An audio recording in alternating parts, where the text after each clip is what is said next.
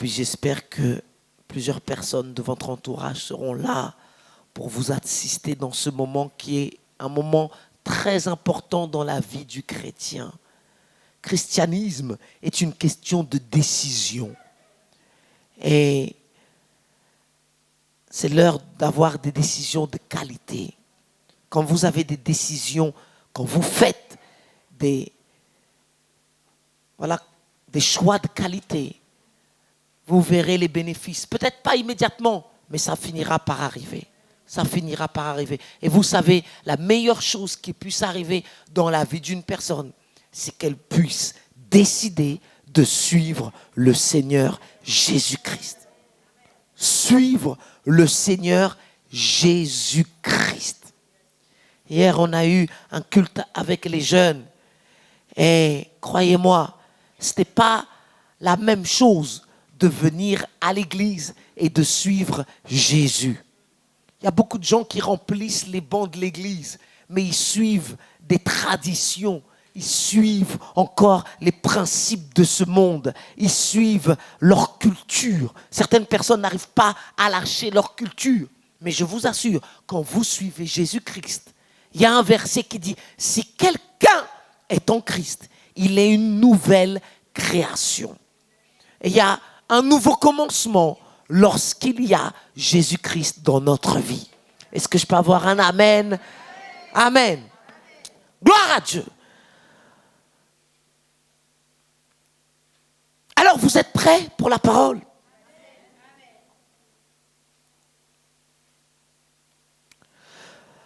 L'Ancien Testament,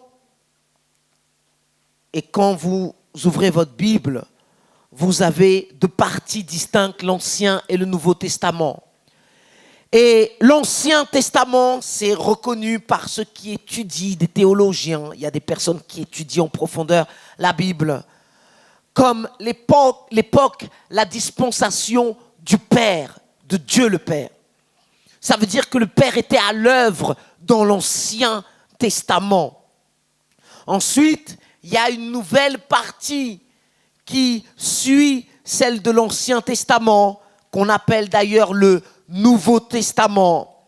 Et là, c'est la phase du ministère terrestre de Jésus-Christ. On a les 4 évangiles, Matthieu, Marc, Luc et Jean, qui nous dépeignent, qui nous dessinent le ministère public de Jésus-Christ. On voit les gestes de Jésus. On peut voir les actions de Jésus. Et dans le Nouveau Testament, à partir du livre des Actes des Apôtres, il y a quelque chose qui se passe. Donc dans l'Ancien Testament, nous avons la dispensation, l'époque de Dieu le Père. Le Fils n'est pas encore en action, même si les prophètes annoncent déjà sa venue. À partir du Nouveau Testament, nous sommes dans l'époque, dans le ministère terrestre de Jésus-Christ. Mais à partir du livre des Actes des Apôtres, il y a une transition qui a lieu. À partir du livre des Actes des Apôtres, nous assistons à la naissance de l'Église. Par d'autres mots, c'est la dispensation du Saint-Esprit. Désormais, ce n'est plus Dieu le Père, ni Jésus qui sont les sujets d'action. C'est le Saint-Esprit qui est à l'œuvre. Par d'autres mots, le Père n'est pas sur la terre. Jésus n'est plus sur la terre. Mais celui qui est venu sur la terre pour accomplir une œuvre nouvelle, c'est le Saint-Esprit. Alors aujourd'hui, nous vivons dans l'époque du Saint-Esprit. Jésus n'est pas sur la terre aujourd'hui. Le Père n'est pas sur la terre. Nous avons l'espérance qu'un jour Jésus reviendra, mais aujourd'hui, il n'est pas sur la terre. Celui qui est sur la terre, c'est le Saint-Esprit. Et contrairement à ce qui se passait dans l'Ancien Testament, où Moïse a pu voir la gloire de Dieu, le dos de Dieu, et il a pu parler avec Dieu par des symboles. Parce que l'Ancien Testament c'est la préfiguration des choses à venir. Dans l'Ancien Testament, les choses n'étaient pas claires, elles étaient voilées. La Bible dit que c'est l'ombre des choses à venir. Tout n'était pas clair dans l'Ancien Testament. Dieu nous parlait par des symboles. Par exemple, Moïse n'a pas vu Dieu physiquement, mais par le biais d'un buisson ardent. Vous et moi, nous passons devant des buissons et nous ne prêtons pas attention.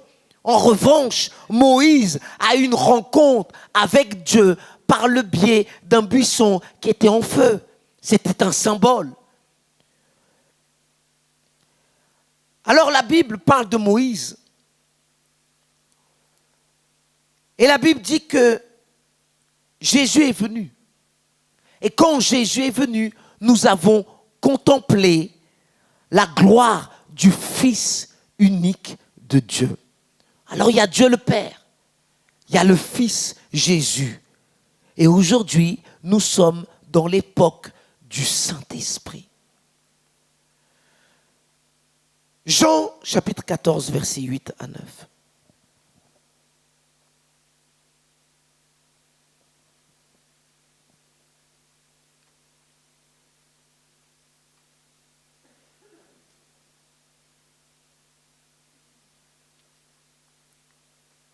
Il y avait un homme qui a rencontré Jésus et qui lui a posé cette question.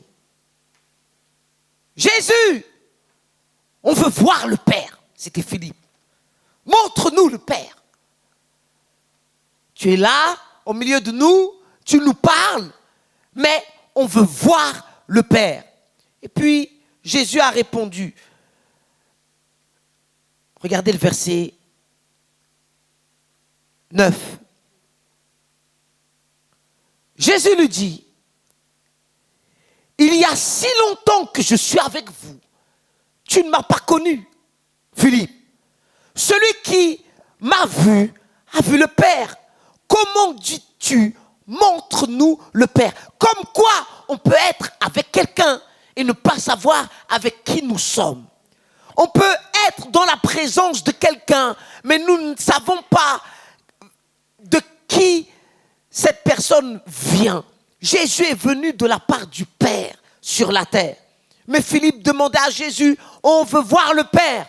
Et Jésus a dit cette chose, si tu me vois, tu vois le reflet du Père. Si tu m'entends, tu entends les paroles du Père. En d'autres mots, je suis un canal. Je ne suis pas la source directe.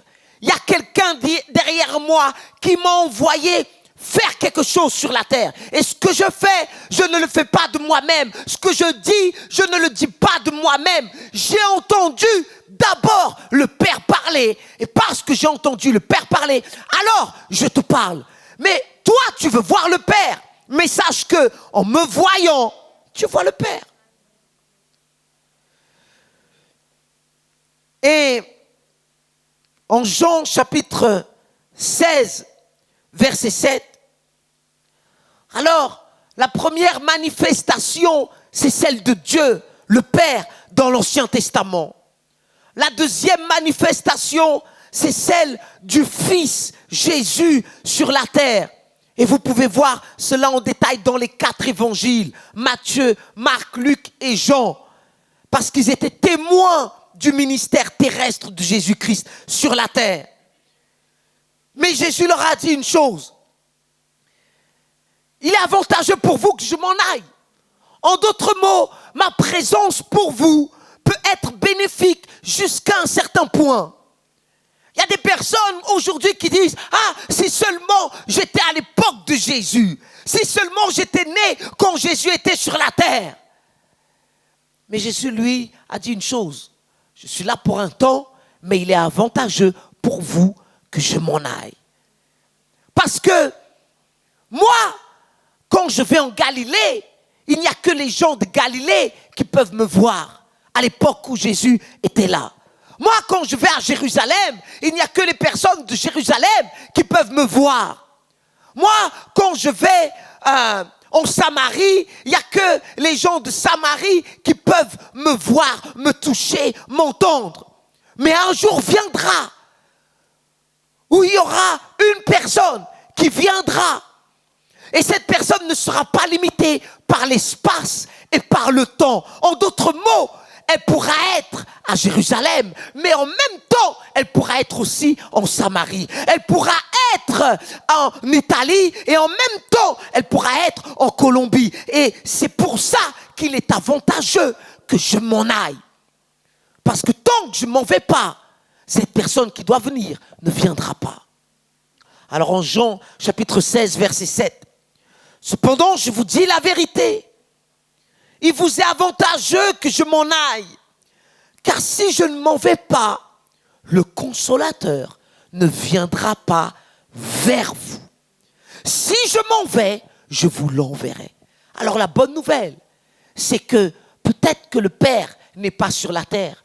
Peut-être que Jésus n'est pas physiquement sur la terre. Mais Jésus ne nous a pas laissés orphelins. Jésus a pris le soin de nous envoyer le Saint-Esprit qui est le Consolateur. Alors le Saint-Esprit n'est pas limité dans l'espace et dans le temps. Le Saint-Esprit, quand il vient sur la terre, il nous rappelle les paroles de Jésus. Une fois venu, le Saint-Esprit annoncera non pas les choses du passé. Il y a des personnes qui parlent au passé. Tout ce qu'on entend de leur bouche, ce sont les choses du passé. Mais le Saint-Esprit n'est pas venu de la part de Dieu sur la terre pour nous parler des choses du passé. D'ailleurs, le Saint-Esprit n'est pas venu sur la terre pour nous parler des choses du présent. Le Saint-Esprit, quand il vient, il nous annonce les choses à venir. Alors la bonne nouvelle, tant que le Saint-Esprit est sur la terre, il y a quelque chose qui doit et qui va venir. Il y a des personnes qui sont défaitistes, qui pensent que plus rien de bon ne va arriver. Or, laissez-moi vous dire, c'est pour ça qu'il faut qu'on fasse attention, Église. La chose la plus importante, c'est de se rassurer que nous avons la présence du Saint-Esprit. Dieu dit, vous êtes le temple du Saint-Esprit. Parce que tant que le Saint-Esprit est là, il parlera les choses qui doivent venir. Dites à quelqu'un, il y a des choses qui doivent venir dans ta vie.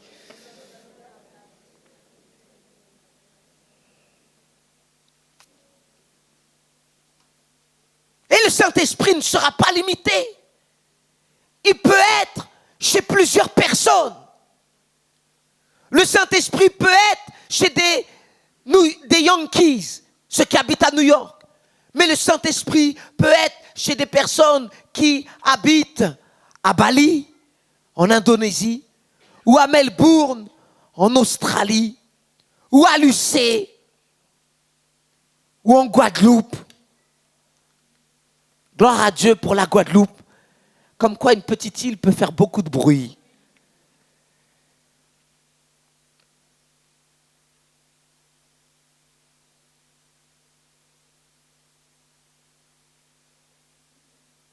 Alors nous sommes dans la phase du Saint-Esprit. Vous allez comprendre.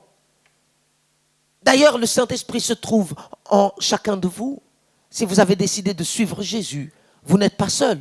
Vous avez le Saint-Esprit à l'intérieur de vous. Je suis le temple du Saint-Esprit. C'est pourquoi quiconque essaiera de toucher à un de mes cheveux, il ne sait pas peut-être, mais il s'aventure dans une histoire périlleuse parce que je suis le temple du Saint-Esprit. Tu n'as pas à craindre ce que les gens pourront te faire parce que tu es le temple du Saint-Esprit. Et Jésus avait dit en parabole, si vous détruisez ce temple, en 3 jours, je le rebâtirai. Ça veut dire quoi? Tant que le Saint-Esprit est là, il y a de la reconstruction qui sera encore en action.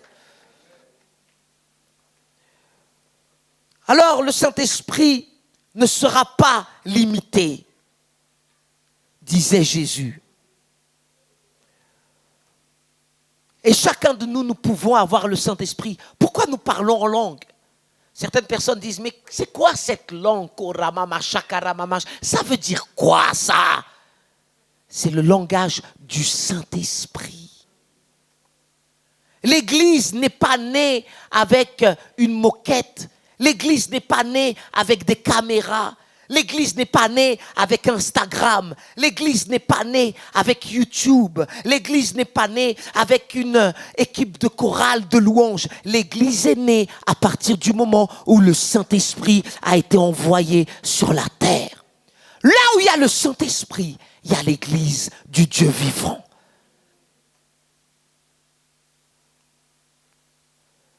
En Genèse, chapitre 1, verset 2.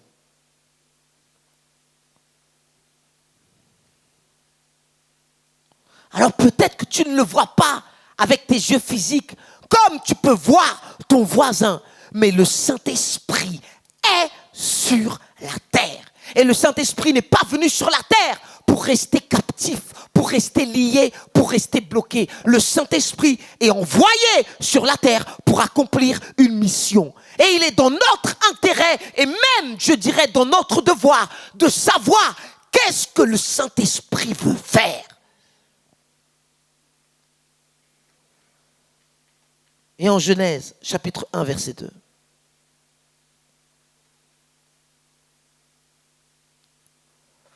On va lire beaucoup de versets. Et la parole de Dieu est inspirée par le Saint-Esprit. Alors, en Genèse chapitre 1, verset 2, la terre était informe et vide. Il y avait des ténèbres à la surface de l'abîme.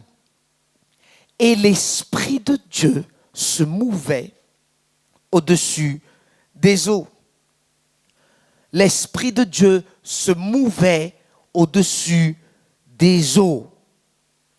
Alors la terre, au départ, elle était dans un état lamentable. Il y avait des ténèbres. Mais regardez, malgré qu'il y ait des ténèbres, le Saint-Esprit a quand même pu agir. Alors ce n'est pas parce que les ténèbres essayent d'envahir la terre que le Saint-Esprit ne peut pas accomplir sa mission. Et la Bible nous dit que les ténèbres étaient présents, mais il y avait le Saint-Esprit qui se mouvait, qui se déplaçait, qui planait, qui était en train de couver les eaux. En Psaume, chapitre 104, verset 27. Allez, Psaume 104, verset 27. Vous êtes réveillés? Si vous êtes réveillés, dites un grand Amen. Allez, un grand Amen.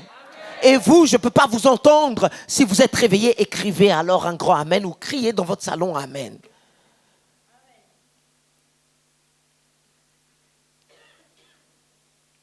Psaume 104,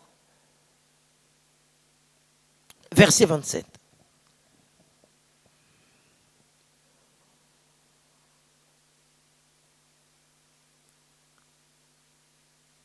Tous ces animaux espèrent en toi pour que tu leur donnes la nourriture en son temps. Regardez, les animaux ne s'inquiètent pas comme certains êtres humains. Quand est-ce qu'on va avoir ci? Quand est-ce qu'on va avoir ça? Non, les animaux, ils espèrent en l'Éternel. Pourquoi?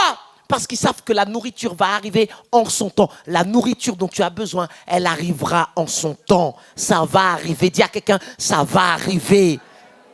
Ça va arriver. Verset 28. Tu la leur donnes et ils la recueillent. Tu ouvres ta main et ils se rassasient de bien. Tu caches ta face, ils sont tremblants. Tu leur retires le souffle, l'esprit, ils expirent et retournent dans leur poussière. Tu envoies ton souffle et ils sont créés. Et tu renouvelles la face de la terre. Tu envoies ton souffle. Dieu a soufflé. Et quand Dieu a soufflé, il a envoyé son esprit. Jésus a soufflé. Et il a soufflé son esprit. Quand vous voyez le mot souffle, le roi de Dieu, c'est l'esprit de Dieu. Alors, tant que chez une personne, il y a l'esprit, il y a de la vie. Le jour où il n'y a plus d'esprit, il n'y a pas de vie. Qu'est-ce qui fait qu'une église soit vivante? C'est parce que l'église a la présence du Saint-Esprit. Et vous savez, on peut imiter la présence du Saint-Esprit. Mais pour plus qu'on essaie d'imiter le Saint-Esprit, s'il est là, c'est lui qui fait toute la différence. De plus en plus, on arrive dans une époque où on commence à se perfectionner dans certaines choses que nous faisons pour Dieu. On se perfectionne dans la musique. Mais vous savez, on peut être un bon musicien et ne pas être loin du Saint-Esprit. On peut être un bon chanteur et ne pas être loin du Saint-Esprit. On peut avoir les notes qui sont placées là où il faut. On peut avoir les vocalises. On peut avoir les bonnes harmonies. Mais ne confondez pas avoir un don, un talent perfectionné et avoir l'onction du Saint-Esprit. Parce que là où il y a l'onction de Dieu, les fardeaux sont ôtés, les jougs sont enlevés. Alors, on a besoin de comprendre que qu'est-ce qui est important? D'avoir l'action du Saint-Esprit dans notre vie. Tu envoies ton souffle et ils sont créés. Alors, la première chose qui est importante à savoir, c'est que lorsque le Saint-Esprit se meut sur le vide, il crée de la matière.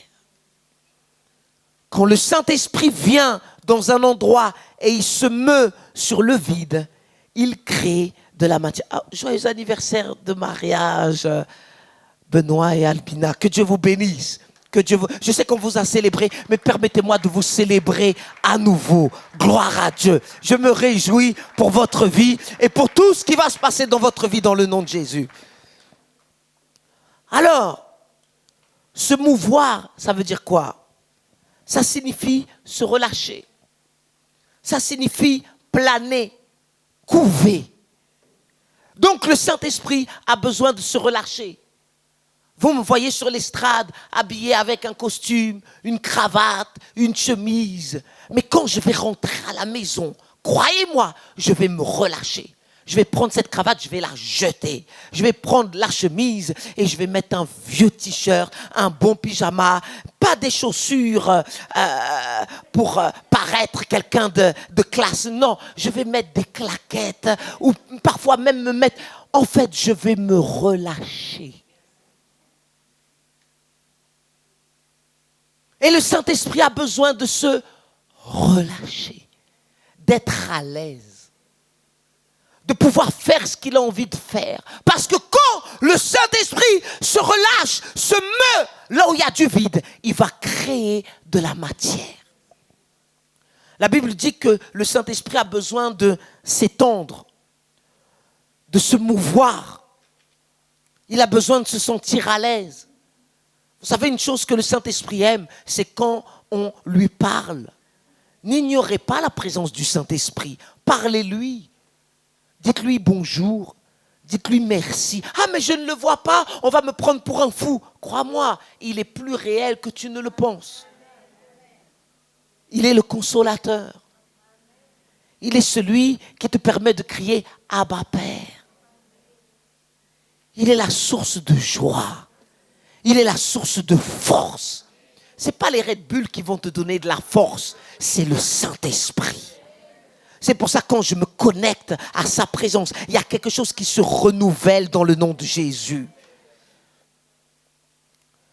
La deuxième chose, lorsque le Saint-Esprit se meut sur un corps humain, il change l'état physique d'un être humain.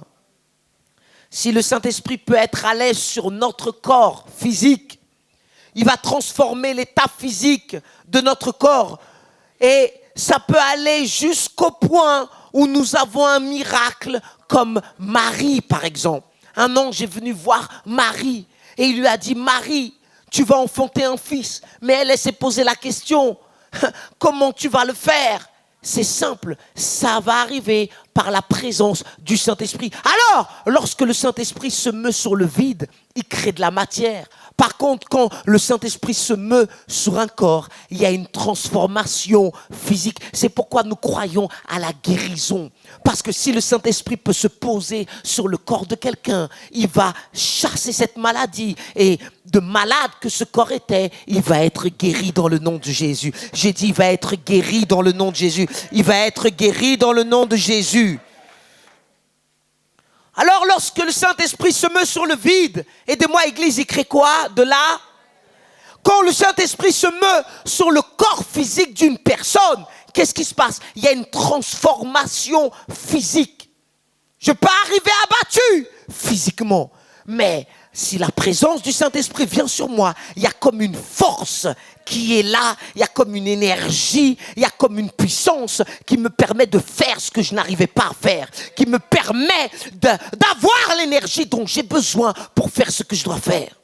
En général, le dimanche, quand on quitte l'église au Blanc-Ménil à Paris, c'est ma femme qui conduit. Et moi, j'ai besoin d'énergie. Mais à la fin d'un culte, je suis enragé comme un lion. Et j'ai tellement d'énergie. C'est paradoxal. Je donne tout.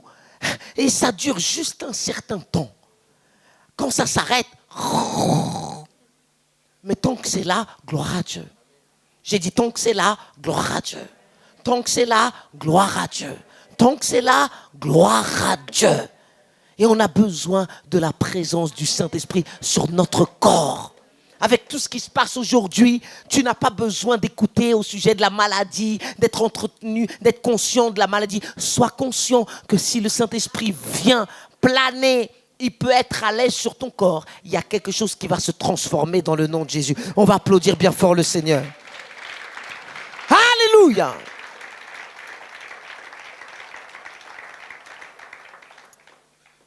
Maintenant, il est important que le Saint-Esprit agisse sur le corps humain. Mais vous et moi, nous ne sommes pas que chair. Nous avons une enveloppe terrestre qui est notre corps. Mais nous avons à l'intérieur de nous un monde invisible. Et ce monde invisible est constitué de deux parties. Nous avons à l'intérieur de nous, êtres humains, une âme. Notre âme détermine nos envies.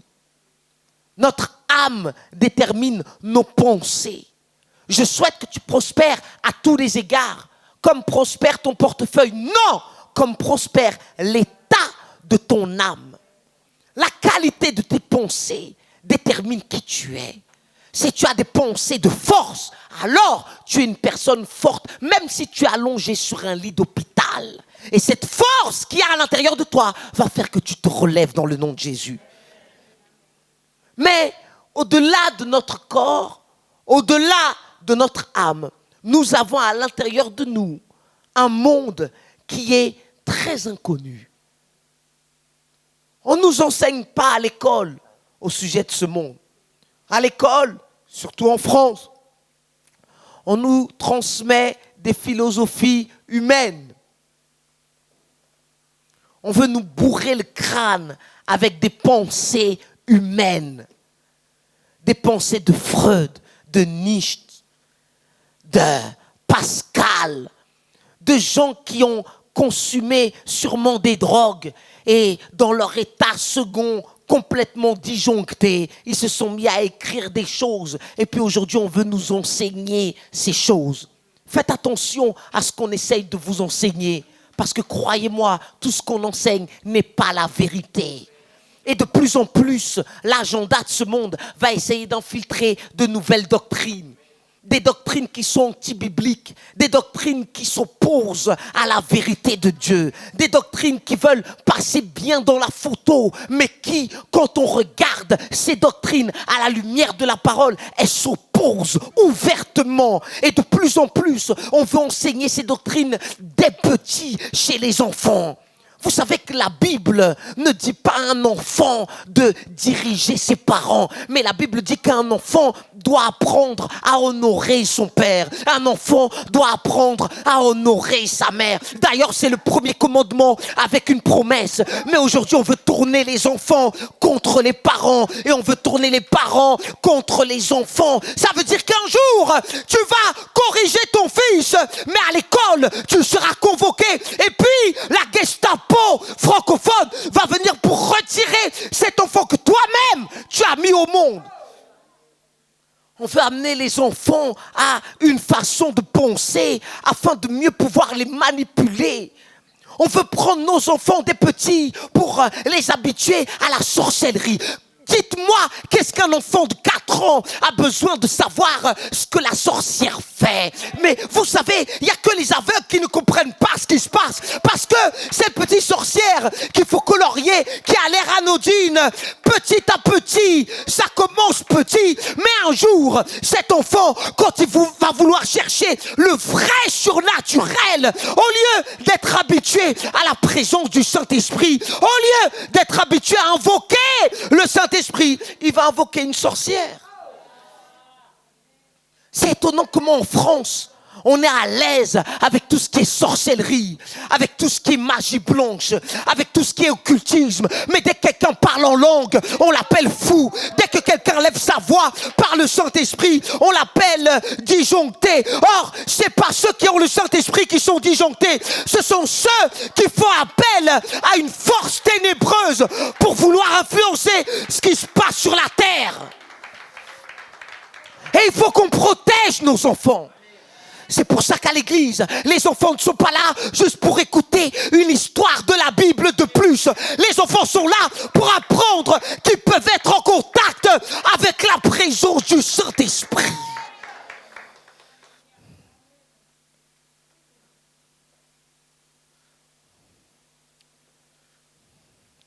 Il y a un agenda satanique.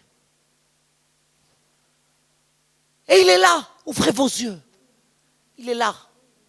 Il est déjà là. Il ne va pas arriver. Il est déjà là. Il n'y a pas une émission pour les enfants où il n'y a pas des choses pernicieuses, tendancieuses. Qu'est-ce qu'un enfant a besoin de voir un homme embrasser un homme? Hein? Vous pouvez me dire? Hein? Vous voyez pas qu'il y a un agenda? Et après on va dire, ah, vous n'êtes pas tolérant. Attendez, j'ai le droit de décider ce que je veux pour mes enfants. D'ailleurs, ce sont les miens. Avec les tiens, fais ce que tu veux. Mais avec les miens, il y a des choses que je veux voir chez eux. Et il y a des choses que je ne veux pas voir chez eux. Et vous devriez être pareil, parents.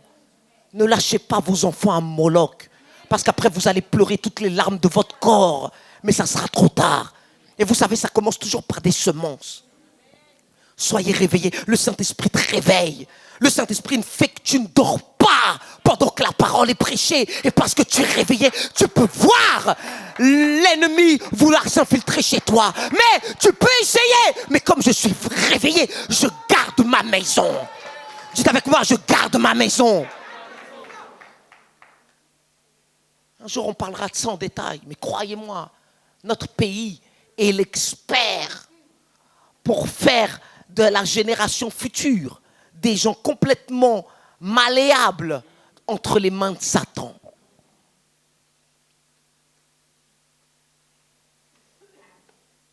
Mais ce n'est pas de ça dont je suis venu vous parler. Alors, lorsque le Saint-Esprit agit sur le corps humain, il transforme l'état physique. Il y a une transformation physiquement. Daniel, chapitre 4, verset 18. Alléluia!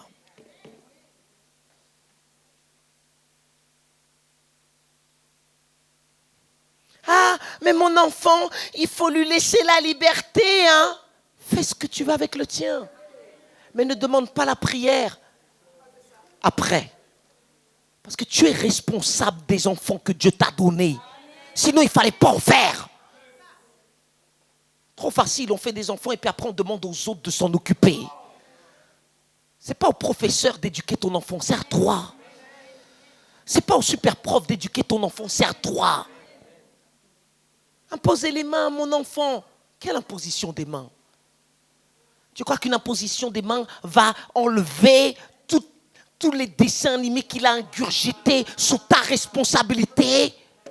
Tu crois qu'une imposition des mains va enlever tous ces jeux vidéo qu'il a ingurgités à l'intérieur de lui? Ne soyons pas superstitieux. Parfois, mieux vaut prévenir. Vous connaissez la suite. Mieux vaut prévenir que... Moi, je suis toujours en train de batailler avec une fille de 4 ans qui pense que le téléphone portable, c'est à elle. Et moi, je suis la voix qui crie dans le désert de cette maison. Et vous savez, parfois, il faut crier. Parce que dès petite, et je dis ça c'est de la drogue. Dites ce que vous voulez, mais c'est de la drogue. Parce qu'arrivé à un certain âge, elle ne voudra plus rien faire. Elle voudra juste... Certains, vous passez votre vie à ça. Voilà l'histoire de votre vie. Consommation. Et puis après, on te dit, vas-y, va ouvrir un GF. Quoi? Allez, va travailler. Passe ton permis.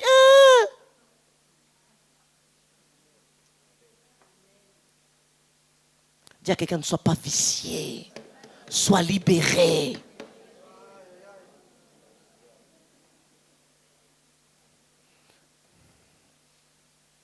Et vous savez, certains d'entre vous, vous avez vécu une enfance heureuse sans téléphone portable. Vous n'étiez pas démodé, vous n'étiez pas en retard, vous n'avez pas l'impression de rater la vie de quelqu'un parce que votre téléphone n'était pas allumé et que la story de la personne était en train de passer sous votre nez et que mon téléphone, je vais pas pouvoir voir ce qu'il a posté. Vicié. Certains, vous ne pouvez pas vivre sans votre portable. Vous pouvez vivre sans la présence de Dieu. Vous pouvez vivre sans la parole de Dieu. Vous pouvez vivre sans la louange. Mais votre portable,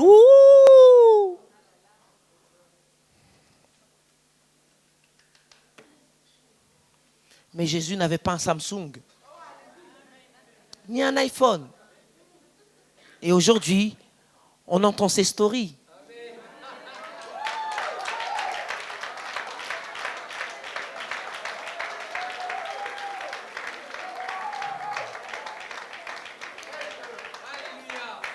Daniel, chapitre 4, verset 18.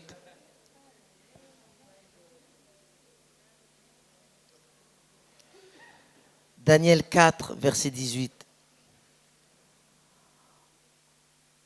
Voilà le songe que j'ai eu, moi, le roi Nebuchadnezzar. Toi, Belchazzar, donne-en l'explication, puisque tous les sages de mon royaume ne peuvent me la donner. Toi, tu le peux, et regardez, car tu as l'esprit des dieux saints. Belchazzar, c'était le nom de Daniel.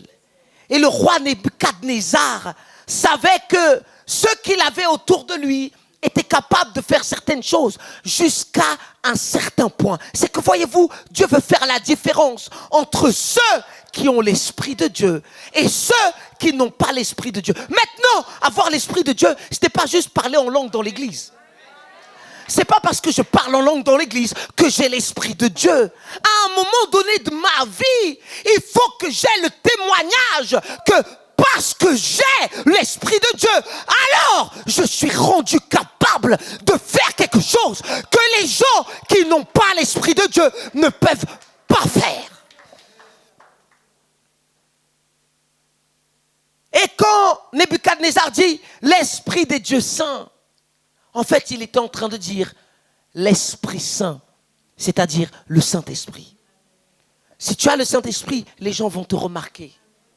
Les gens du monde vont te remarquer.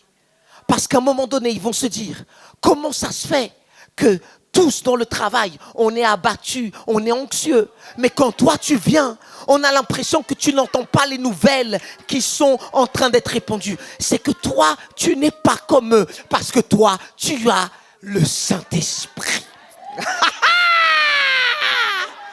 Oh là là! certains sont en train de se questionner, de s'affoler, de se dire malheur à nous, ça y est, on va plus réussir, on va plus y arriver. Mais il y a quelqu'un qui a le Saint-Esprit en lui et puis il est calme, il est tranquille, il ne rentre pas dans l'agitation des autres.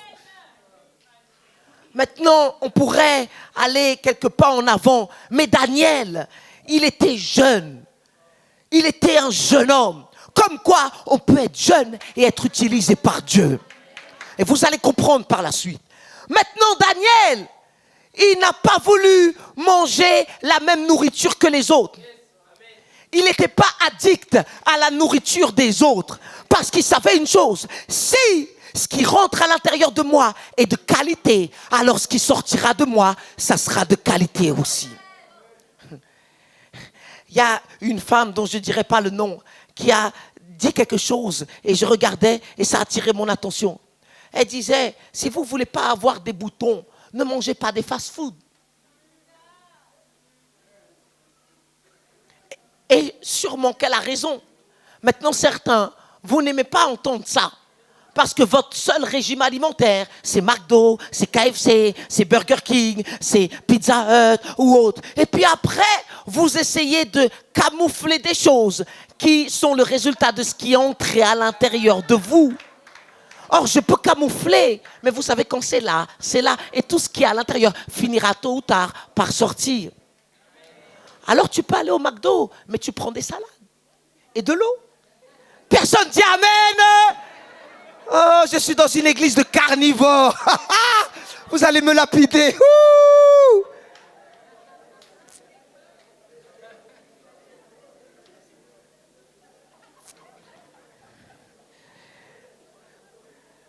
Maintenant, Daniel, avec un groupe d'amis, ils ont dit, nous, on ne va pas manger la nourriture que le monde veut nous donner.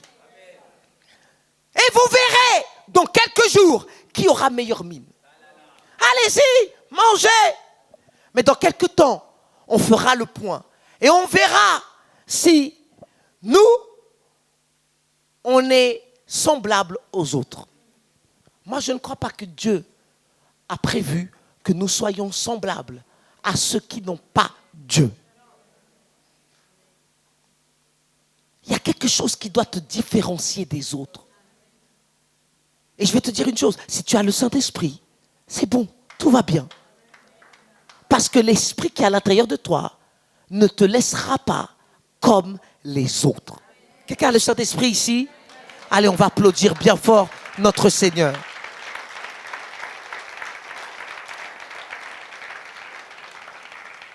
Alors, cet homme, Nebuchadnezzar, un païen, il a reconnu que cette personne avait l'esprit des dieux saints. Ce n'est pas uniquement tes frères et sœurs qui vont reconnaître que tu as le Saint-Esprit. Les gens du monde, un jour, vont te voir et vont dire, cette personne, elle a quelque chose que les autres n'ont pas. Elle peut faire ce que les autres ne peuvent pas faire. Alléluia. J'ai dit Alléluia. Alléluia. C'est pour ça qu'on ne veut pas imiter ceux qui n'ont pas le Saint-Esprit. Parce que si tu passes ton temps à vouloir imiter ceux qui n'ont pas le Saint-Esprit, tu es en train d'être à leur niveau. Or, il y a des choses qui viennent d'en haut. J'ai dit, il y a des choses qui viennent d'en haut. Jésus disait, mes pensées ne sont pas vos pensées. Mes voix ne sont pas vos voix. Le Saint-Esprit ne vient pas d'en bas. Non, le Saint-Esprit vient d'en haut. Des langues semblables à des langues de feu se posèrent sur chacun d'eux. Genèse, chapitre 41, verset 38. Si vous êtes vivant, dites Alléluia. Alléluia. Oh, gloire à Dieu. Genèse, chapitre 41, verset 38. Allez vite. Je vous avais dit qu'on allait lire pas mal de versets. Et Pharaon dit à ses serviteurs. Pharaon était un païen. Il ne croyait pas en Dieu. Il ne servait pas Dieu. Mais malgré qu'il ne serve pas Dieu, il a reconnu. Et regardez la question qu'il pose. Trouverions-nous un homme comme celui-ci? Il parlait de qui? De Joseph. Ayant lui l'Esprit de Dieu. Cet homme a reconnu que Joseph avait l'esprit de Dieu. Alors le Saint-Esprit va agir sur le vide, il va créer de la matière.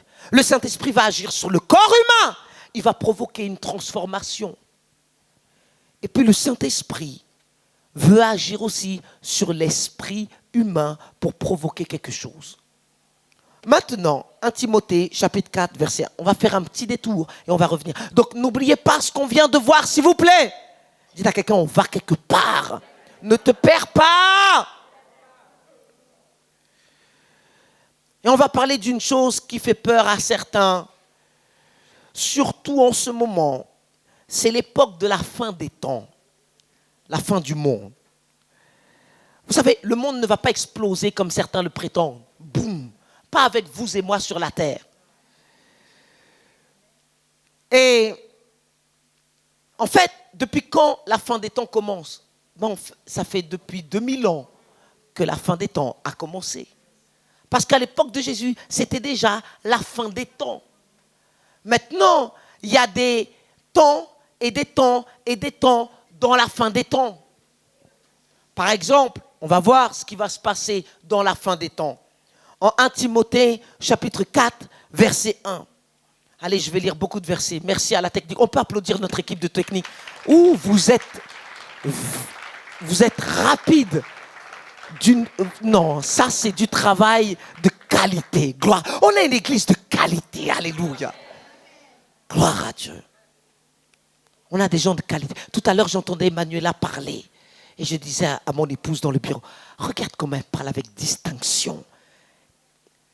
Certains ici pourraient être à la télé, au journal de 20h. Oh, moi, j'aimerais allumer la télé à 20h et c'est Manuela qui présente le journal. Au moins, on serait bien disposé. On s'attendra à de bonnes nouvelles. Bonjour, bienvenue. Nous allons célébrer les anniversaires. Vous imaginez à la télé? Ah! Manuela, peut-être qu'il faut postuler, on ne sait pas. Hein? Allez, 1 Timothée, chapitre 4, verset 1. Mais vous êtes en train d'assurer à la technique. Hein? Merci. Mais l'esprit, dites avec moi l'esprit, dit expressément que dans les derniers temps, quelques-uns abandonneront la foi pour s'attacher à des esprits séducteurs et à des doctrines de démons. Alors Jésus parle par l'intermédiaire de l'esprit et il dit que beaucoup vont abandonner la foi. Dans notre église, on enseigne que tout est possible à celui qui croit. Ça veut dire quoi? Ce n'est pas l'heure d'abandonner la foi. Ce n'est pas l'heure de faire naufrage par rapport à la foi. Tant que tu crois que c'est possible, alors tu es une personne de foi. Et quand tu as la foi, tu n'abandonnes pas, tu persévères. Même si c'est difficile, tu persévères. Parce que sans la foi, il est impossible de lui être agréable. Alors, je reste dans la position de foi. Parce que dans les derniers temps, quelques-uns vont abandonner la foi. Et puis vont s'attacher à quoi? À des esprits séducteurs. À des doctrines de démons. Des personnes qui ont commencé avec la foi de Dieu. Mais elles vont terminer avec des doctrines de démons. Ne soyons pas parmi ces personnes. Quand tu crois que c'est possible, tu n'abandonnes pas. Ton patron t'a dit que ce n'était pas possible. Toi, n'abandonne pas. La foi, elle est ferme. La foi, elle assume. La foi, elle ne change pas. Elle n'est pas comme le flot de la mer. Parce que celui qui doute, qui ne s'attend pas à recevoir quoi que ce soit de la part de Dieu. Si Dieu l'a dit, il le fera. J'ai dit, il le fera. Il le fera. Alors, il y a beaucoup de choses qui vont se passer dans les derniers temps. 2 Pierre, chapitre 3, versets 3 à 4. Donc, certains vont abandonner la foi pour s'attacher à quoi? À des doctrines de démons. À des esprits séducteurs. 2 Pierre, chapitre 3, versets 3 à 4. Sachant avant tout que dans les derniers jours, donc il y a les derniers temps, mais il y a aussi les derniers jours, il viendra des moqueurs avec leur raillerie, marchant selon leur propre convoitise et disant, où est la promesse de son avènement? Car depuis que les pères sont morts, tout demeure comme dès le commencement de la création. Alors, il y a des personnes qui se moquent du peuple de Dieu. Parce qu'ils nous entendent parler de l'avènement de Jésus. Mais pour eux, c'est juste une histoire parmi tant d'autres. Et ils pensent que les choses vont rester telles qu'elles sont. Or, croyez-moi, Maranatha, un jour Jésus va revenir. Un jour notre Seigneur va faire son apparition. Et quand il va venir, je veux voir certains qui ont crié haut et fort, où est votre Dieu? Qui ont fait des films, Dieu n'existe pas. Ces mêmes personnes seront obligées de fléchir. Et fléchir, même s'ils n'ont pas envie, ils seront obligés de fléchir les genoux. Ça veut dire quoi? Ils seront obligés de se prosterner devant le roi des rois et le Seigneur des seigneurs. Et puis, ils seront obligés de confesser que Jésus-Christ peut-être c'est ton patron qui t'a mis des bâtons dans les roues. Un jour, s'il ne se repent pas, s'il n'écoute pas la voix de la personne qui a été envoyée dans ce travail pour lui amener Jésus, il sera obligé de se prosterner. Parce que Dieu n'est pas un homme pour mentir.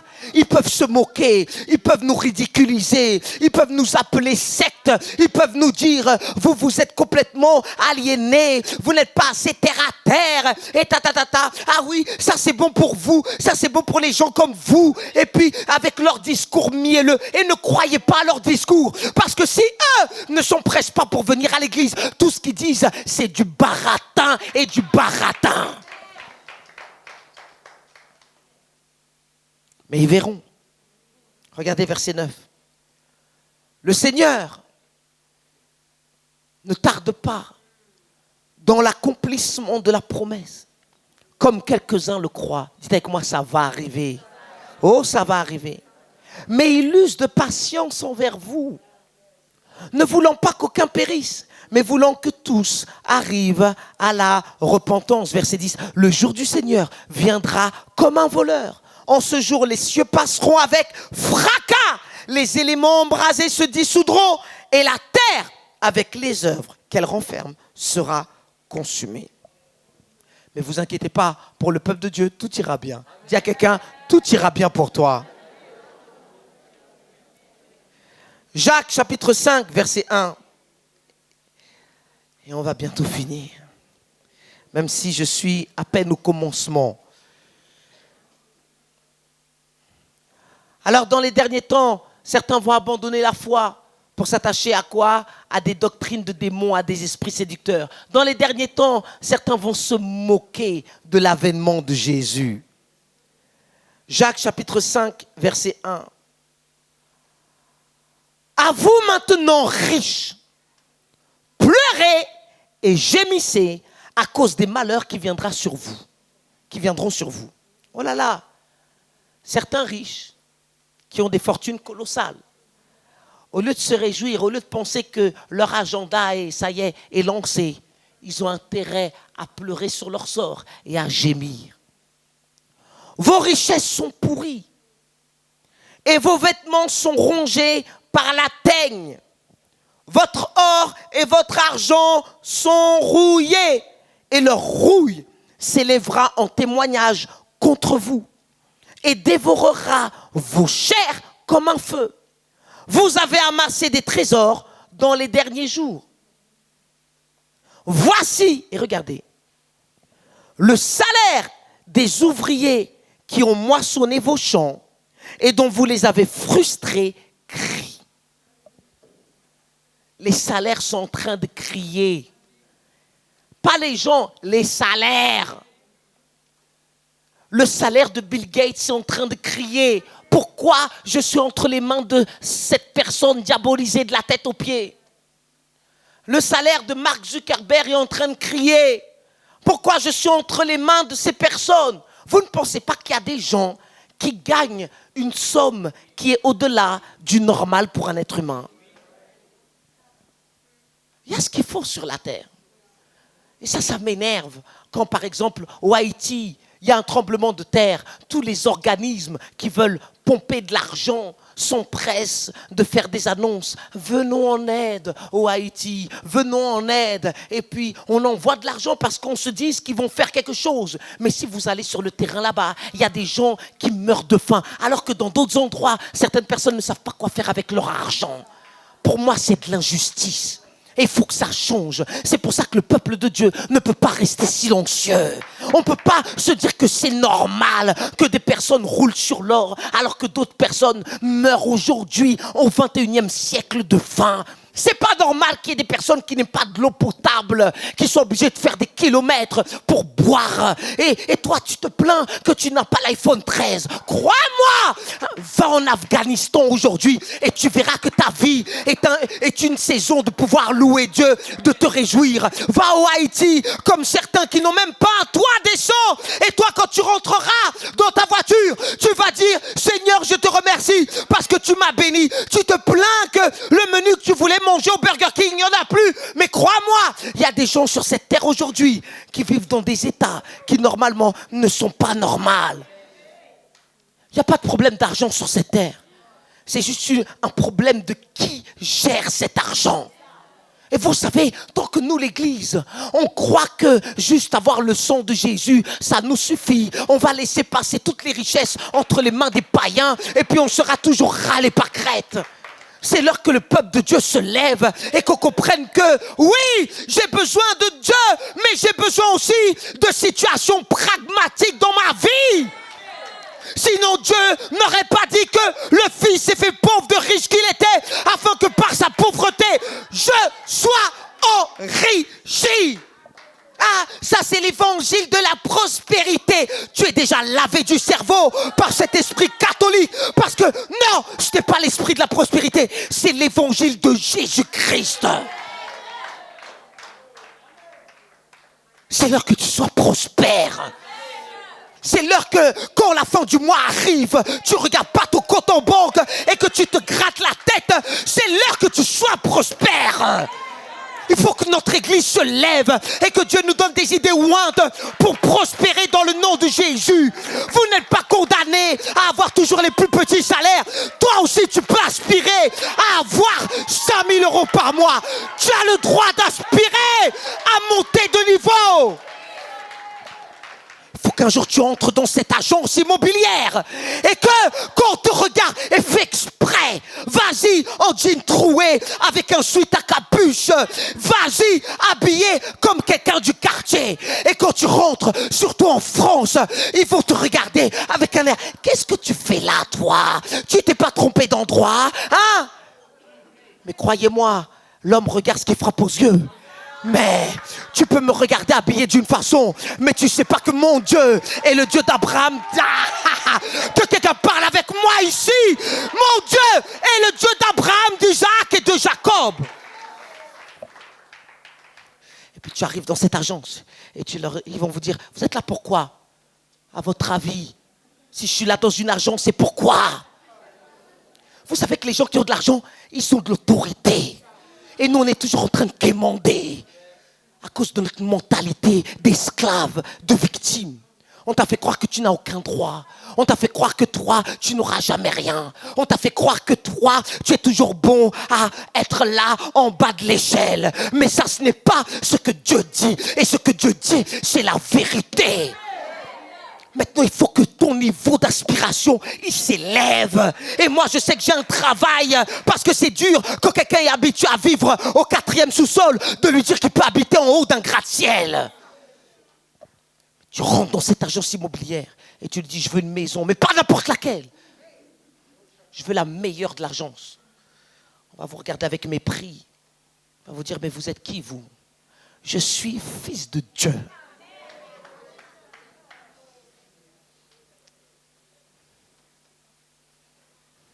Il n'y a pas que Géant comme magasin. Il n'y a pas que Tati comme magasin. Il n'y a pas que Histoire d'Or comme magasin.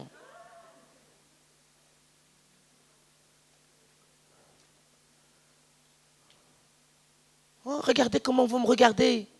Et j'entends vos pensées. Ah, vous êtes matérialiste, hein?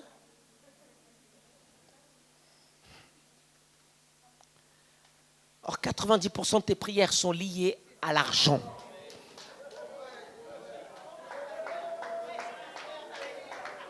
Non, j'ai quelqu'un d'honnête ici.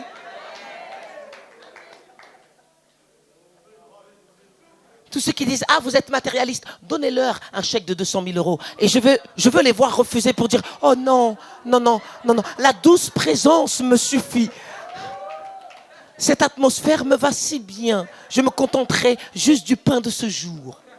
Hypocrite. Les gens sont hypocrites ici. Allez voir où Olivier Véran vit quand il annonce le confinement pour les autres. Eux, ils sont confinés dans des palaces. Ils font des garden parties. Et puis nous, on est là toujours à quémander, à dire Dieu m'a béni parce que l'Action Logement m'a donné une petite case.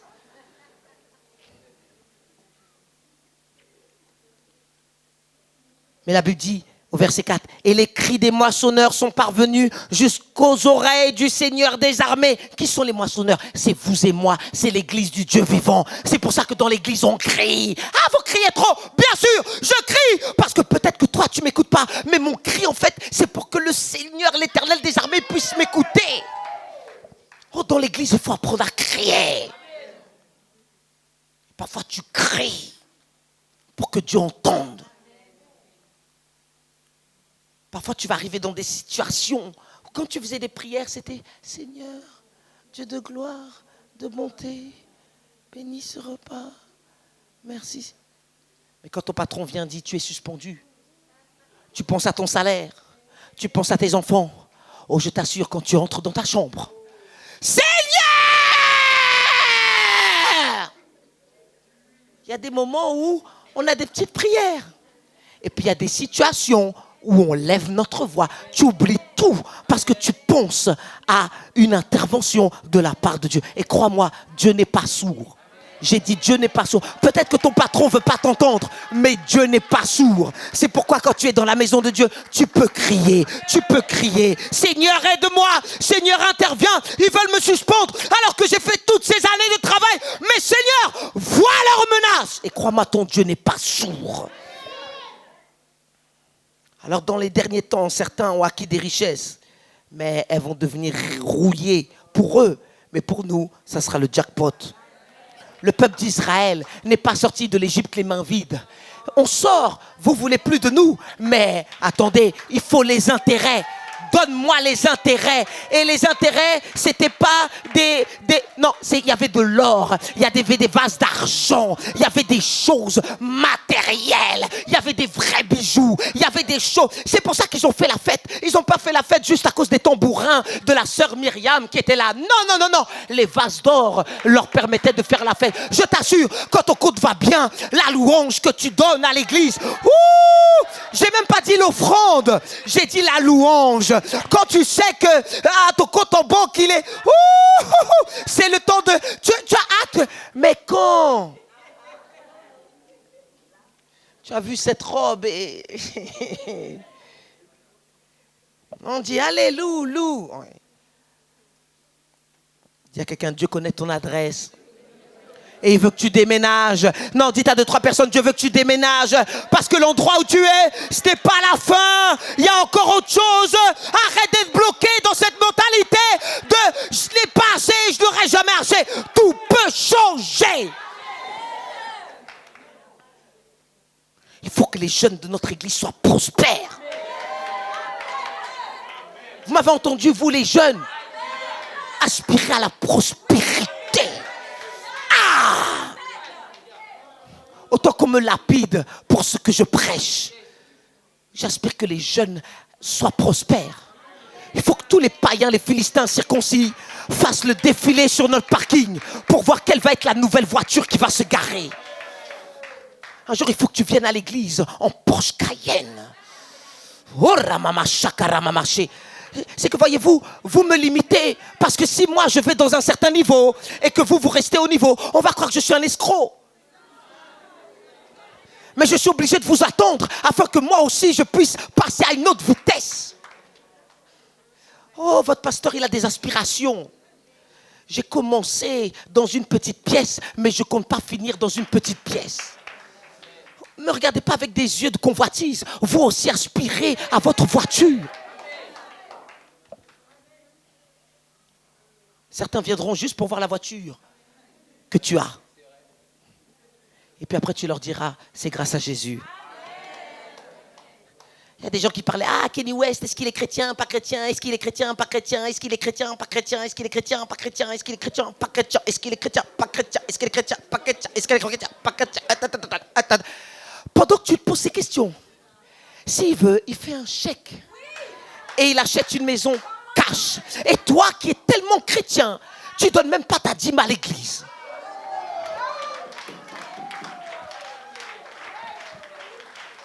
Quand il amène sa chorale, il prend un avion.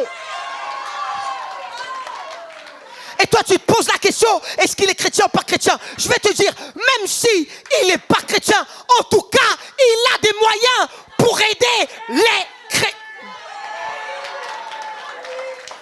Il faut qu'on sorte de cette mentalité qui pue, religieuse. En fait, tu es un religieux parce que tu aimerais tellement avoir cet argent, mais comme tu l'as pas, il faut que tu trouves un prétexte là où il n'y en a pas.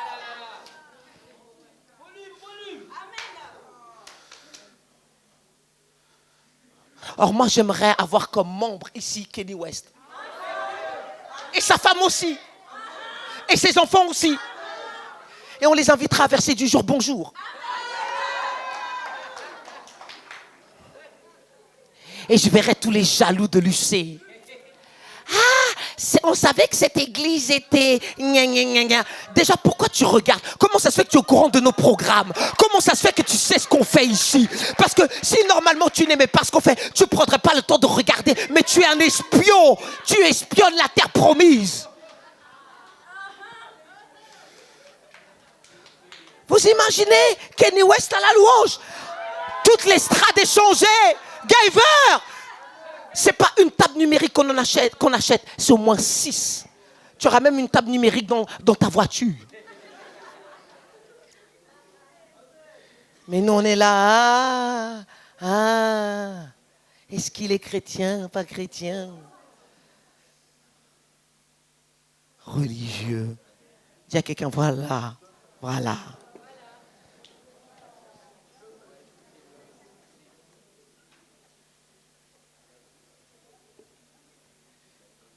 Mais vous ne connaissez pas son passé. Et l'apôtre Paul alors? C'était quoi son passé à l'apôtre Paul? Tu peux me dire?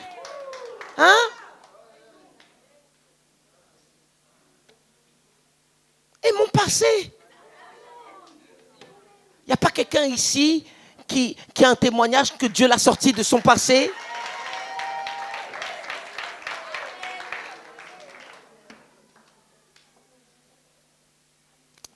On avance, c'est pas de ça. Allez, Actes chapitre 2, verset 17, et on va finir. Dis à quelqu'un, le Saint-Esprit va agir dans ta vie. Alors, au départ, le Saint-Esprit agit sur le vide. Et quand il agit sur le vide, il crée quoi? Aidez-moi de la matière. Le Saint-Esprit agit sur le corps et il crée quoi? Une transformation. Mais regardez, en Actes chapitre 2, verset 17. Dans les derniers jours, dit Dieu. Ce n'est pas un homme qui parle, c'est Dieu. Et quand Dieu parle, ce qu'il dit, ça doit s'accomplir. Je répandrai de mon esprit sur toute chair. C'est pour ça que les corps vont être transformés par l'esprit du Seigneur. Vos fils et vos filles prophétiseront. Vos jeunes gens auront des visions et des vieillards auront des songes. Ça veut dire quoi? Dans les derniers temps, et moi je crois que nous sommes plus dans les derniers temps aujourd'hui que nous étions dans les derniers temps il y a 2000 ans. Alors, Dieu dit clairement à son Église, l'Esprit de Dieu n'est pas répandu pour rien. L'Esprit de Dieu se répand sur toute chair. Et puis, les fils, les filles prophétiseront. Mais il y a une chose qui doit se passer. Les jeunes gens auront des visions. Et les vieillards auront des songes. Maintenant, quand on lit ce verset, certains pensent que, ah, si j'ai 20 ans, alors moi je suis dans la catégorie des visions. Mais si j'ai 85 ans, moi je suis dans la catégorie des songes. C'est pas le mot songe ou le mot rêve ou vision dont il est question. C'est qui a quoi. Quand le Saint-Esprit agit sur l'esprit humain, certains auront des rêves, d'autres auront des songes. Et on va commencer à parler de vision. Avec tout ce qui se passe aujourd'hui, si tu n'as pas une vision claire, tu vas te perdre en chemin. Parce que le monde a une vision pour ta vie. Mais Dieu a une vision qui veut voir s'accomplir. Tu n'es pas sur la terre par hasard. Tu n'es pas là où tu es par le résultat du hasard.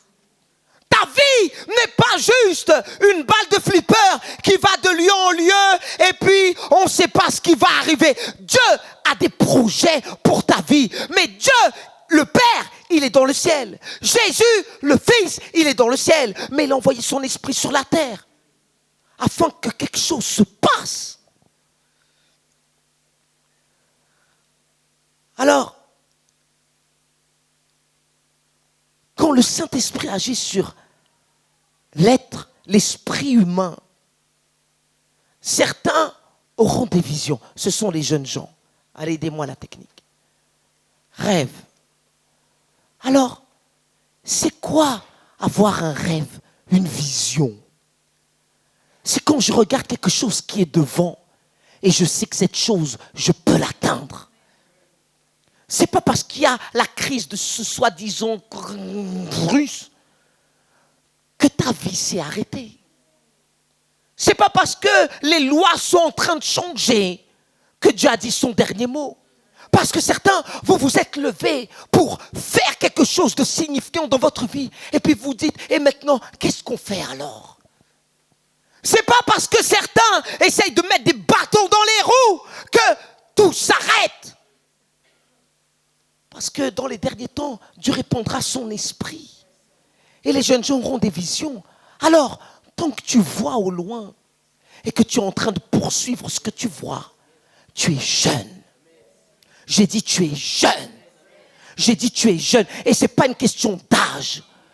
À 70 ans, tu peux être plus jeune que tu l'étais à 20 ans.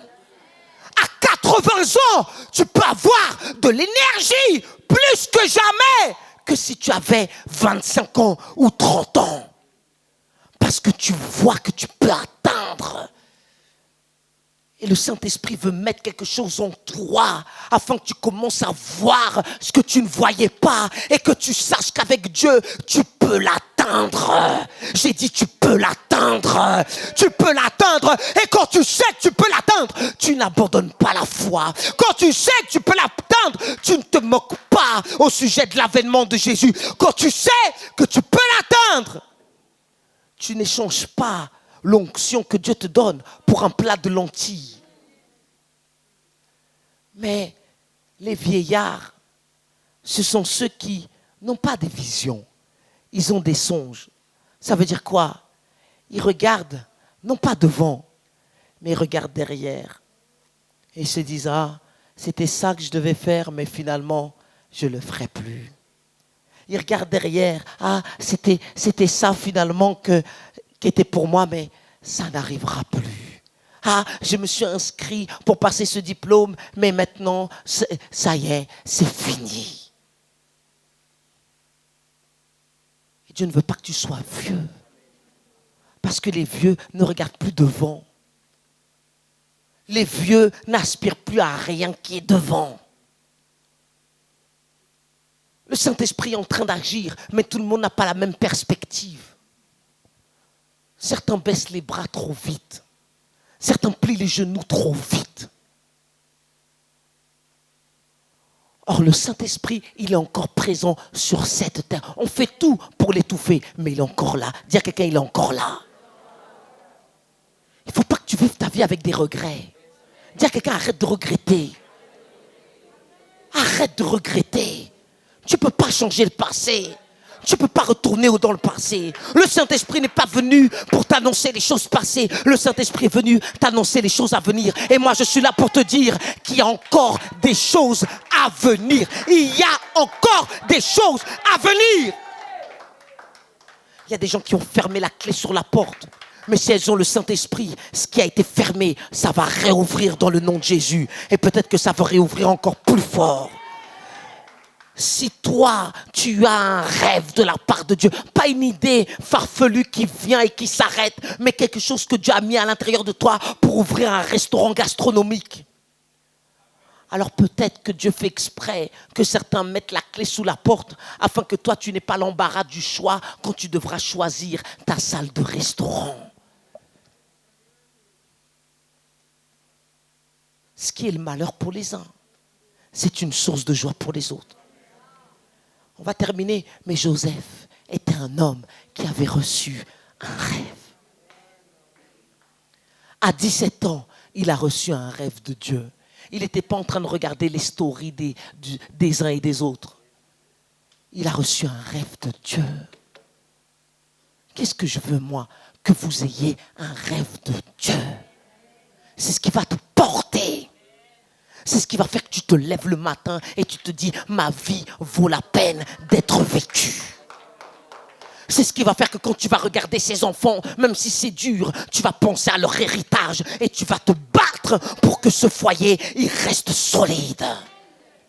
C'est ce qui va faire que tes choix seront des choix de qualité. Parce que tu sais que tu as un avenir. Tu sais qu'il y a quelque chose qui doit arriver. Mes amis, on est au mois de septembre. L'année n'est pas terminée. Dieu nous a dit, arrête d'écouter les bruits. Écoute Dieu. Dieu va te protéger dans les calamités. C'est d'actualité. Dieu t'annonce les choses à venir. Il va falloir que tu commences à dire, Seigneur, qu'est-ce que tu veux que je fasse avec la vie que tu m'as donnée? Certains, vous n'avez pas de perspective d'avenir. C'est pour ça que vous côtoyez n'importe qui. Et vous ne savez pas que ces associations ne vous amèneront jamais nulle part. Arrête de côtoyer les gens qui te parlent du passé. Si quelqu'un est en Christ, il est une nouvelle création. Les choses anciennes sont passées. Maintenant, le problème, c'est quand vous avez un rêve, mais que vos frères n'en ont pas. Et Joseph s'est retrouvé dans cette situation. Dieu lui avait parlé. Et Dieu lui avait parlé tellement fort qu'il s'est dit qu'au moins avec les gens de sa famille, il allait pouvoir partager le rêve de Dieu. Mais il était loin de savoir qu'en faisant cela, il allait passer par un voyage. Que si Dieu lui avait dit avant, c'est là que tu vas passer, il aurait dit non, Seigneur. Peut-être que Dieu t'a donné un rêve, mais quand tu regardes ta vie actuelle n'a rien à voir avec le rêve que Dieu t'a donné.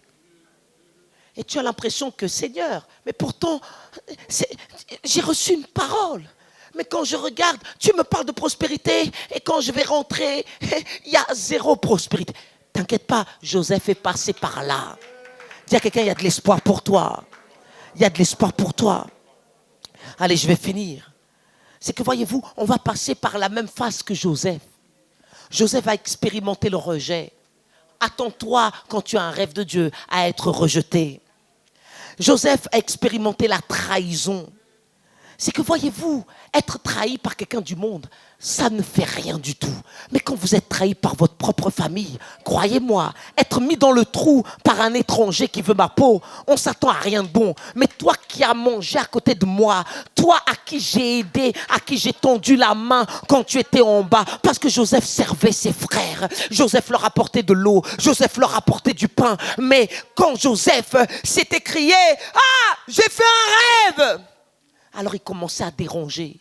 Tant que tu n'as pas de vision pour ta vie, tu ne déranges personne. Mais le jour où tu te lèves et tu te dis, moi je ne vais pas aller à l'école juste pour avoir le bac. Moi je veux faire quelque chose de signifiant avec ma vie. Tu verras que ton professeur qui n'a aucun rêve pour ta vie, il va vouloir te mettre dans le trou. Mais toi, ne reste pas dans le trou dans le nom de Jésus. Parce que même si tu es dans le trou, Dieu sera toujours avec toi. Et parfois, ce n'est pas de l'extérieur que ça se passe, c'est juste à côté de chez nous. Il a expérimenté des fausses accusations. Il a expérimenté la tentation sexuelle. Il a expérimenté l'injustice. Il a expérimenté l'amertume. Et il a expérimenté aussi l'envie de se venger. Mais la bonne nouvelle, c'est que Joseph, il n'a pas cédé. Allez, on va se lever. Joseph, il a répondu de la bonne façon.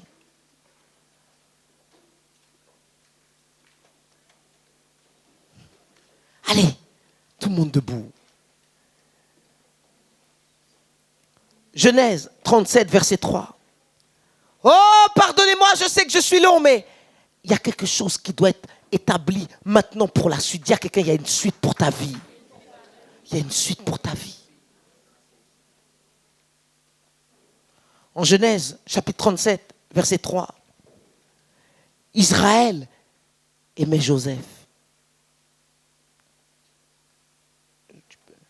Plus que tous ses autres fils. Parce qu'il l'avait eu dans sa vieillesse. Et il lui fit une tunique de plusieurs couleurs. Dis avec moi, mes vêtements ne sont pas en noir et blanc. Hein? Mais et vous alors? Vous êtes en noir et blanc? Je plaisante. Ses frères, verset 4, virent que leur père l'aimait plus que tous. Et ils prirent en haine. Ils ne pouvaient lui parler avec amitié.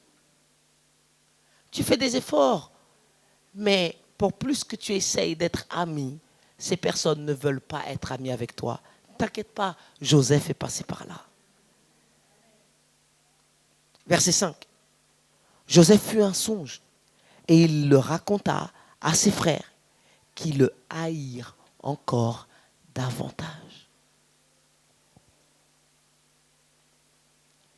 Vous allez découvrir les vrais gens qui vous aiment, non pas quand vous serez en bas, mais quand Dieu va commencer à vous élever. Tant que tu n'es pas élevé, tu ne sais pas qui tu as à côté de toi. Parce qu'il y a des personnes, ils attendent qu'une seule chose, c'est que tu tombes par terre.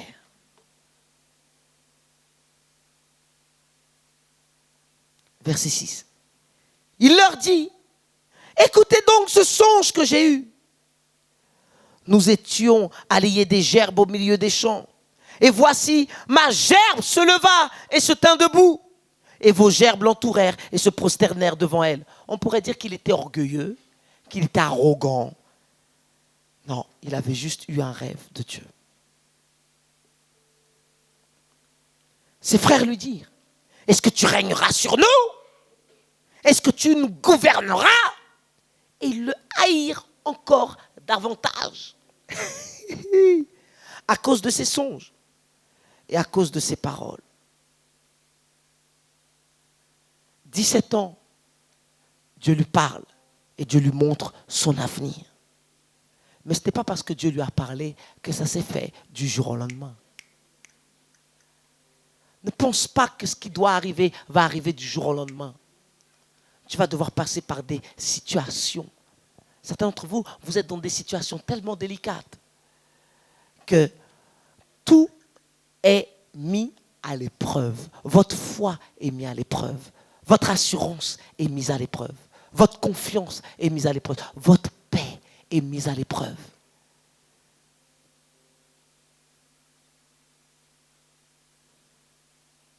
Mais la bonne nouvelle, c'est quand Dieu vient avec son esprit sur l'esprit d'un être humain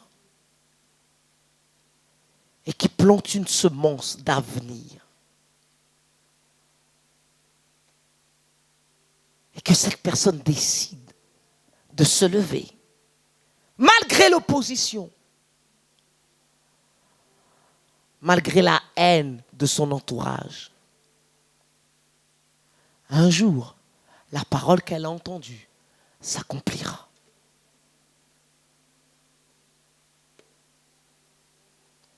Ce n'est pas l'heure de douter. Vous m'avez entendu, Église? Ce n'est pas l'heure de douter.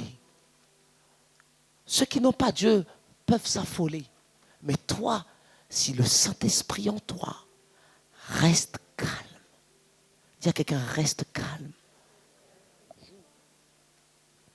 Ne prenez pas des décisions à la va-vite. Des décisions que vous risquez de regretter plus tard et qui seront irréversibles.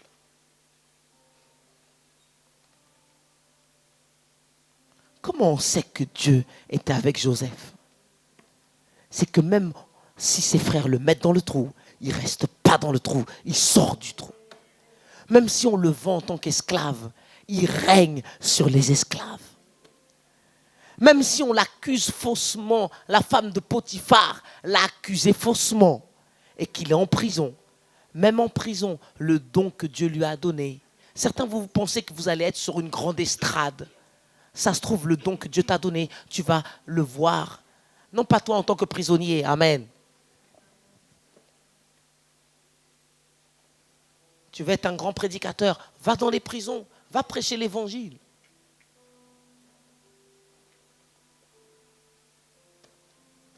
Et peut-être que il y a quelque chose à l'intérieur de toi. Fermez vos yeux quelques instants. Et tu regardes ta vie aujourd'hui et tu te dis, mais ça n'a rien à voir. T'inquiète pas. Si le Saint-Esprit se meut sur ton esprit, tes yeux vont commencer à voir ce que tu ne voyais pas avant. Et il ne faut pas que tu sois un vieillard spirituellement où tu regardes en arrière en disant « Ah, ça c'était pour moi, mais finalement je l'ai raté. » Qui t'a dit que tu avais raté? Qui t'a dit que tu avais raté? Ah, mais j'aurais jamais dû prendre cette décision. C'est terminé. Tu ne peux rien changer. Jusqu'à quand tu vas te lamenter? Jusqu'à quand tu vas t'en vouloir? Jusqu'à quand?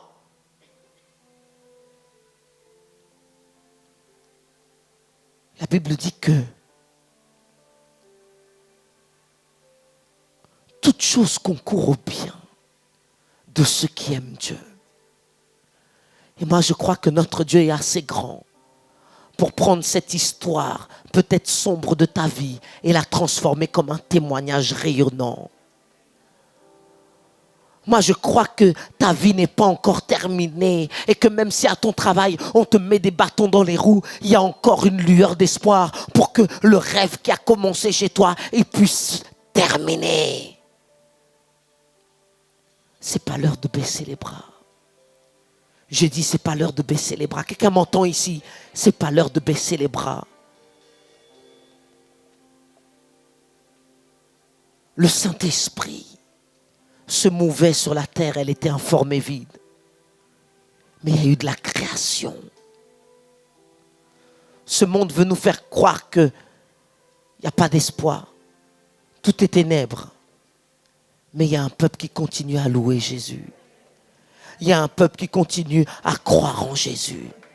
Il y a un peuple qui continue à lever ses mains et dire « Seigneur, tu es mon appui, tu es mon secours, tu es l'Éternel, mon berger. Tu m'as promis que tu n'as pas vu le juste mendier son pain et le juste vivra par la foi. Et comme j'ai la foi, Seigneur, tu es le rémunérateur de ceux qui te cherchent. Alors même si on m'a suspendu, de l'argent inopiné va arriver du nord ou du sud, de l'est à l'ouest. Je ne m'inquiète pas. » Ce monde aimerait que tu t'agites. Ce monde aimerait t'embarquer. Mais toi, reste avec Jésus. J'ai dit, reste avec Jésus.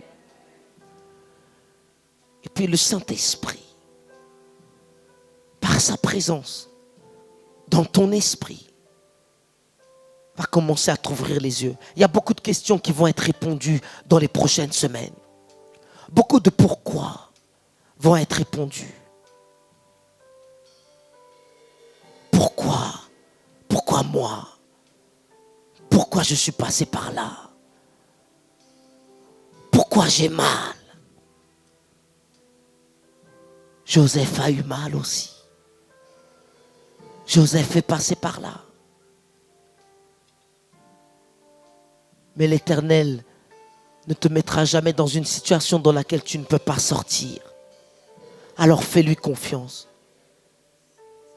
Levez vos mains vers le Seigneur et dites avec moi, Saint-Esprit, tu es mon aide, tu es mon consolateur, tu es celui qui est venu me rappeler les paroles de Jésus. Jésus avait dit, vous aurez des tribulations, mais prenez courage. Mon courage se trouve en toi. Le rêve de ma vie se trouve en toi.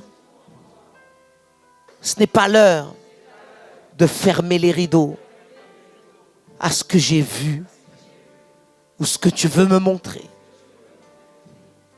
Dans les prochains jours, Saint-Esprit, je vais être visité par ta présence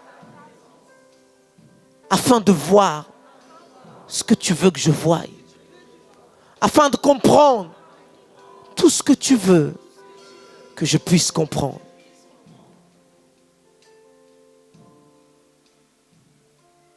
Mettez votre main sur votre cœur. Dites avec moi, ce n'est pas terminé. Dieu a un avenir pour moi. Et il va me sortir de cette situation. Je ne sais pas dans quelle situation vous êtes. Mais sachez que le Saint-Esprit ne permettra pas que vous soyez sans aide. Priez quelques instants par le Saint-Esprit. Koramama shekarabama shekarabama shekarababa shekaramamande. Koramama shekarabama shekarababa shekarabama shukurababa shekaramamandeki. Koramama shakarababa shekarabama shekarabama shekaramama shekaramamandeki. Koramama shekarababa shekarabama shekaramandeki. Il y a des portes qui s'ouvrent dans le nom de Jésus.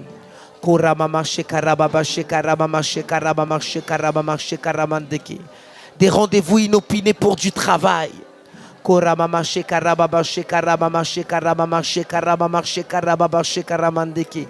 Des décisions qui ont été faites basées sur des lois mensongères vont être rectifiées dans le nom de Jésus.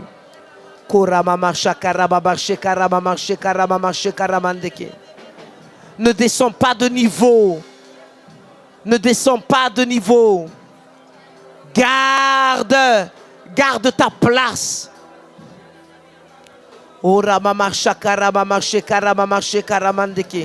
Certains vous pensez à déménager parce que vous avez cherché, vous n'avez pas trouvé. Mais continuez à chercher parce que celui qui cherche trouve. Celui qui cherche trouve. Celui qui cherche trouve. Celui qui cherche trouve. Celui qui cherche trouve. Fais appel à celui qui est en toi. Fais appel à la voix qui est en toi. Fais appel à la direction qui est de Dieu, qui est à l'intérieur de toi.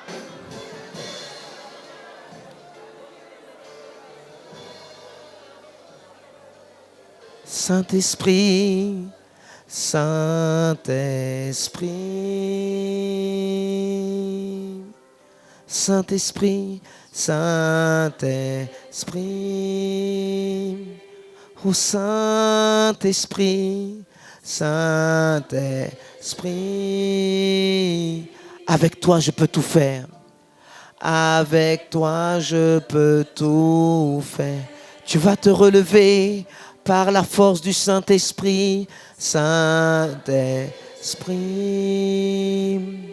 La solution vient chez toi, Saint-Esprit. Tu t'es demandé comment vais-je faire pour mes enfants, Saint-Esprit. Avec toi je peux tout. Il y a quelqu'un qui va t'apporter de la nourriture cette semaine. Ne la refuse pas. Saint-Esprit. Parce que l'aide vient d'en haut. Saint-Esprit, Saint-Esprit, Saint-Esprit.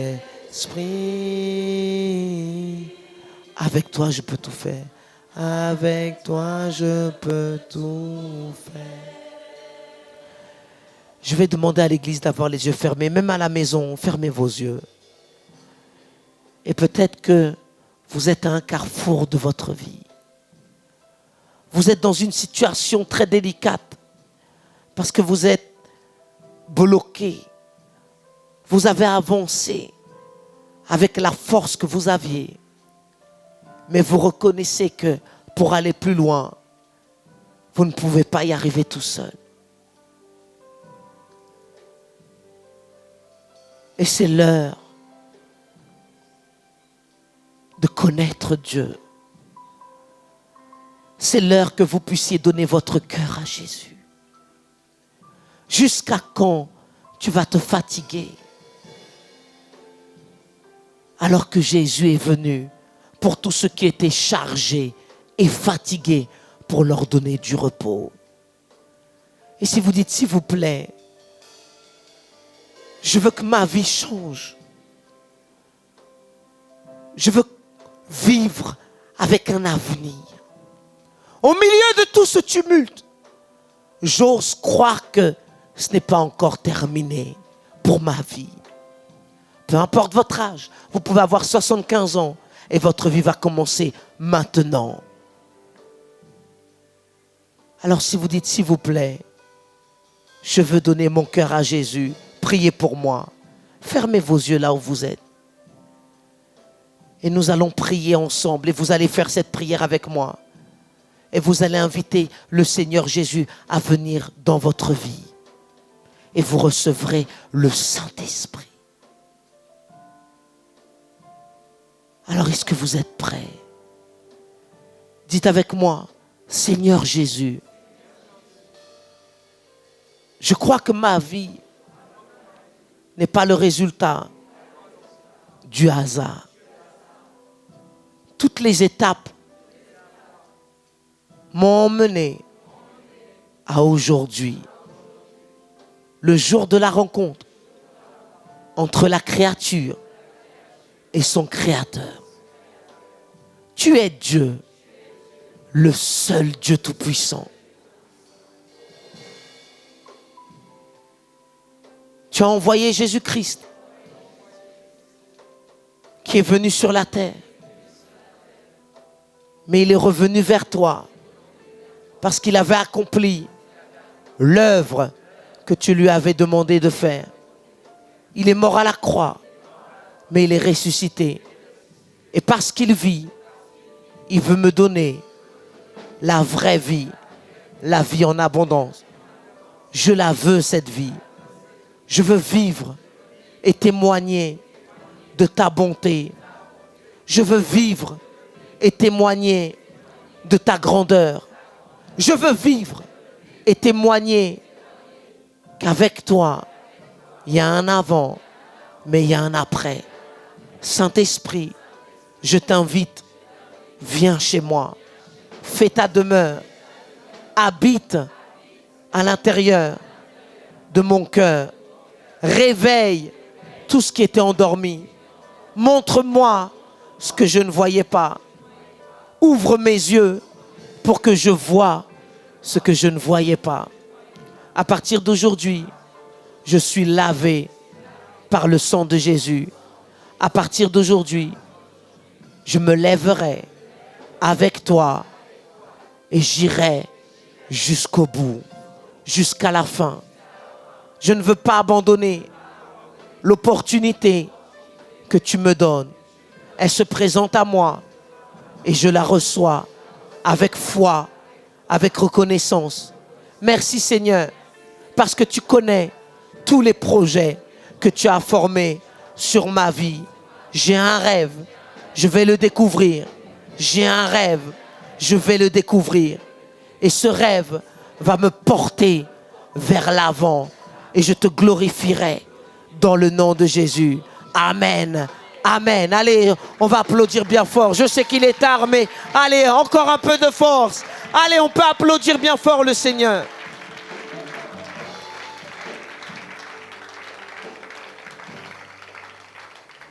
Je sais que notre culte est un peu long aujourd'hui, mais c'est un fondement pour la suite.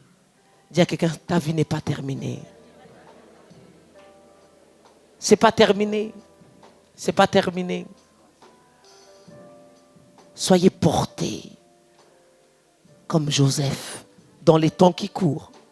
On a besoin d'avoir quelque chose à l'intérieur qui nous porte. Et on va découvrir au fil des semaines. Amen. Amen. Amen. Amen. Amen. Alors dimanche prochain, vous les baptisez, vous allez passer de l'autre côté. Il y a quelque chose qui va se passer. Votre statut va changer.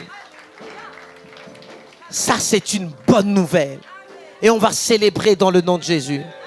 On va entrer dans le mois d'octobre avec de la célébration. Le mois d'octobre, c'est un mois de célébration. On va fêter 18 ans de mariage au mois d'octobre. Alléluia. Et toi aussi un jour, tu diras, je célèbre mes 18 ans, mes 20 ans, mes 30 ans, mes 40 ans de mariage. Amen, Kanou. Dis Amen. Ne tirez pas un trait sur ce qui doit arriver. Parce que Dieu n'est pas un homme pour mentir. Persévérez. Ne lâchez rien. Ne descendez pas de niveau. Même si on vous dit, ah, tu ne pourras pas parce que la loi change. Qui t'a dit que tu es Dieu? Allez, église, plein de bisous. À bientôt. Que Dieu vous bénisse. Beaucoup de force, beaucoup de courage. Et si Dieu est pour vous, qui sera contre vous? Personne. Et si vous allez au McDo, prenez une salade. Alléluia.